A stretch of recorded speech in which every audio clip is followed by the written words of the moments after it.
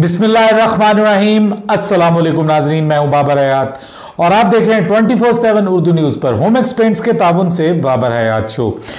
नाजरीन, पाकिस्तान की cricket team England में अब बिल्कुल आखिरी मराहिल में दाखिल हो चुकी है और पाकिस्तान की प्रैक्टिस रादर आखिरी मराहिल में दाखिल हो चुकी है।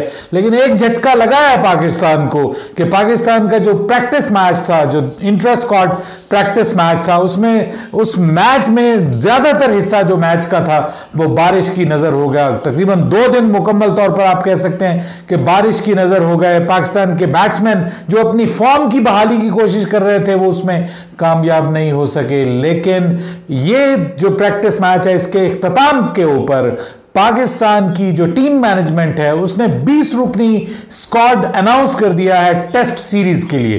पाकिस्तान की टेस्ट सीरीज जो 5 अगस्त से जिसका आगाज होने जा रहा है, 1 अगस्त को पाकिस्तान की टीम जो है वो मैनचेस्टर रवाना हो जाएगी और फिर वहां पर 5 अगस्त को पहला टेस्ट मैच पाकिस्तान और इंग्लैंड के दरमियान खेला जाएगा। तो उस टेस्ट सीरीज के लिए, 3 टेस्ट मैचेस की सीरीज के लिए पाकिस्तान की टीम मैनेजमेंट ने अब फाइनली 20 रुकनी स्क्वाड का ऐलान कर दिया है। इस 20 रुकनी स्क्वाड में कौन कौन है, कौन कौन इन हुए हैं, कौन कौन आउट हो गए, कुछ एक दो है थोड़ी सी इंटरेस्टिंग इंक्लूजन एक्सक्लूजन्स भी हैं, उनके ऊपर भी बात करेंगे आज के इस प्रोग्राम में तफसील से। लेकिन आगे बढ़ने से पहले आपसे हमेशा गुजारिश करता हूं कि अगर आप हमारे नए व्यूअर हैं तो प्लीज़ हमें सब्सक्राइब ज़रूर कीजिएगा, बेल आइकन को पुश करके, और ऑल नोटिफिकेशंस को सिलेक्ट कर लीजिएगा। You can also follow me on Instagram @babarhayat_show। तो जनाब, पाकिस्तान का जो 20 रुकनी स्क्वाड है उसमें हम स्टेप बाय स्टेप बात कर रहे हैं। सबसे पहले आ जाइए ओपनर्स पे। बुनियादी तौर पे आपको पता है कि पाकिस्तान टीम में जो ओपनर्स लाए गए थे वो 4 ओपनर्स लाए गए थे। तो उन 4 में से अब 3 ओपनर्स को सिलेक्ट किया गया है और वो 3 ओपनर्स कौन कौन से हैं? जी हाँ, ओपनर्स में शामिल है शान मसूद, इसके अलावा आबिद अली और इमाम उल हक। सो अब आप अंदाजा लगा लीजिए कि कौन से ओपनर ऐसे हैं कि जिनको शामिल नहीं किया गया। जी हां, पाकिस्तान की जानिब से दोनों प्रैक्टिस मैचेस में सिर्फ एक नोटेबल इनिंग्स देखने को मिली है और वो देखने को मिली है 99 रन्स की फखर जमान की जानिब से, लेकिन वो टेस्ट स्क्वाड में शामिल नहीं है। आप देख सकते हैं Fakhar Zaman is not included in test squad. हैरान कुन है, मतलब अगर कारकर्दगी देखी जाए तो वो मेरे ख्याल में वाहिद ओपनर है पाकिस्तान की तरफ से जिन्होंने परफॉर्म किया। अब आ जाइए मिडिल ऑर्डर में। मिडिल ऑर्डर में बहरहाल आप कह सकते हैं कि किसी हद तक मिडिल ऑर्डर वही है जो एक्सपेक्टेड था। हमारे कप्तान अजहर अली मिडिल ऑर्डर का हिस्सा हैं ऑब्वियसली, और उसके बाद फिर बाबर आजम हैं, हमारे मिडिल ऑर्डर की रीढ़ की हड्डी की हैसियत रखते हैं। असद शफीक तजर्बाकार हैं और मिडिल ऑर्डर के ऊपर उनका पूरा इख्तियार भी है, तो वो मिडिल ऑर्डर का हिस्सा हैं। इसके अलावा फवाद आलम को भी उनकी भी सुनी गई है और उनको भी मिडिल ऑर्डर का हिस्सा बना लिया गया। फवाद आलम लग रहा है इस बार के उनको भी प्लेइंग 11 का हिस्सा बनाया जाएगा। Now come to the wicket keepers. Wicket keepers तो हमारे पास 3 थे, लेकिन 3 में से तीसरे जो थे वो रोहेल नज़ीर थे, लेकिन Rohail Nazir is not the part of the team in test squad. जो विकेट कीपर हैं वो सरफराज अहमद और मोहम्मद रिजवान।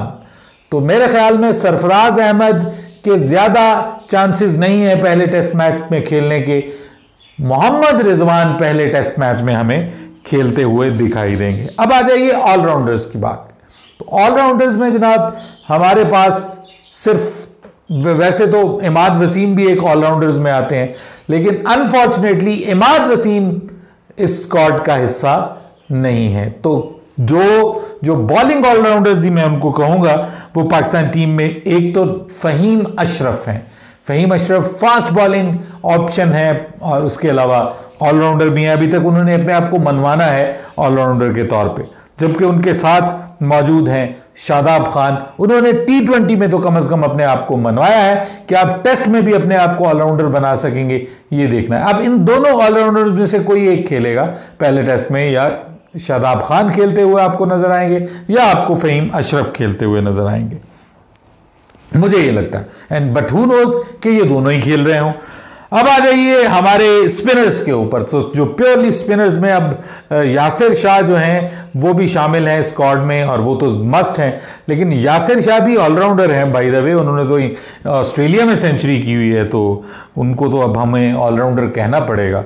जबकि उनके साथ टीम का स्क्वाड का हिस्सा है काशिफ भट्टी। यार ये बेचारा भी हर बार स्क्वाड का हिस्सा बनता है। अब I am not still sure कि काशिफ भट्टी जो है उसको भी पहले मैच में खिलाया जाएगा, बहुत मुश्किल है वो टीम का हिस्सा हो जाए। अब आ जाए जनाब फास्ट बॉलर्स के ऊपर।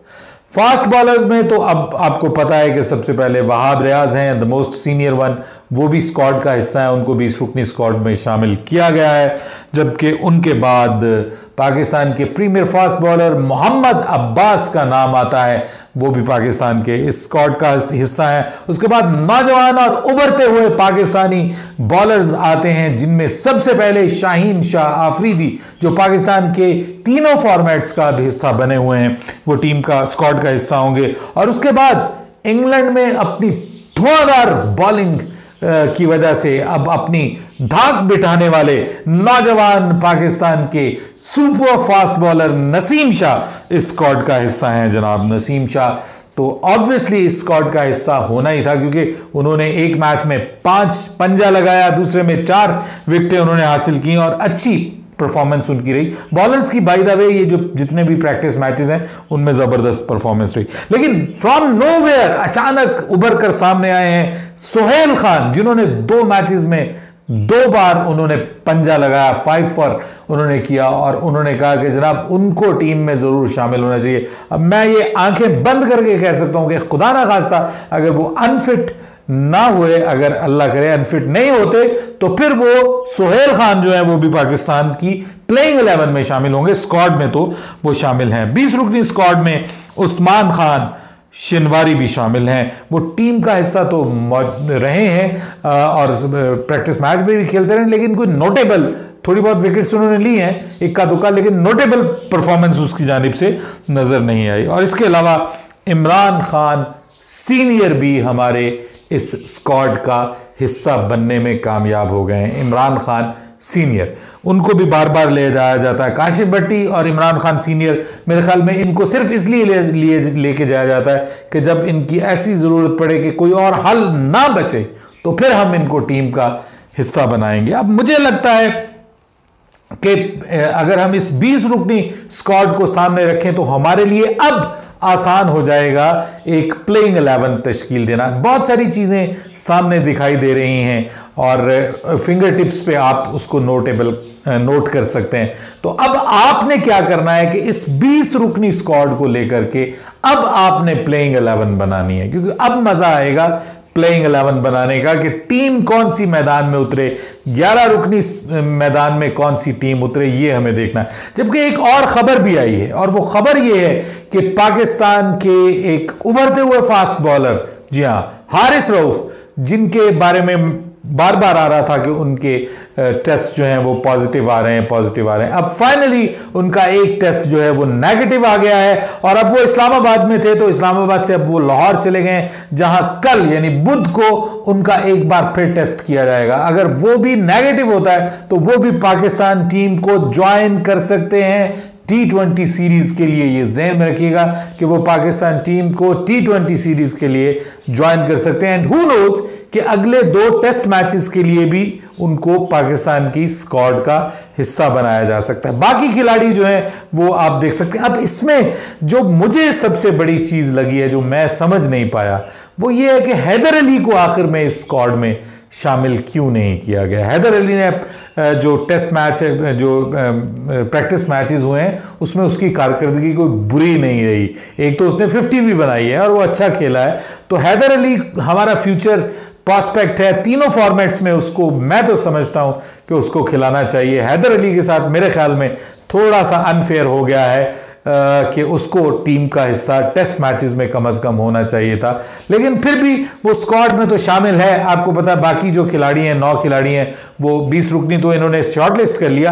अब 9 खिलाड़ी जो हैं वो तैयारी कर रहे हैं, जो पाकिस्तान की T20 सीरीज है उसके लिए वो तैयारी करते रहेंगे अपनी जगह। अब ये भी हो सकता है कि अगर इनमें से कोई भी खिलाड़ी जो है वो अवेलेबल नहीं होता, अनफिट हो जाता है, या खुदा ना खास्ता कोई फिर किसी का टेस्ट पॉजिटिव आ जाता है, तो उधर से किसी खिलाड़ी को शामिल किया जा सकता है। अपनी राय दीजिएगा इस स्क्वाड के हवाले से। आपके ख्याल में is it a good squad? आपके ख्याल में इसमें कौन कौन इन और आउट होना चाहिए था, ये जरूर बताइएगा। बाबर हयात को इजाजत दीजिए। अल्लाह हाफिज।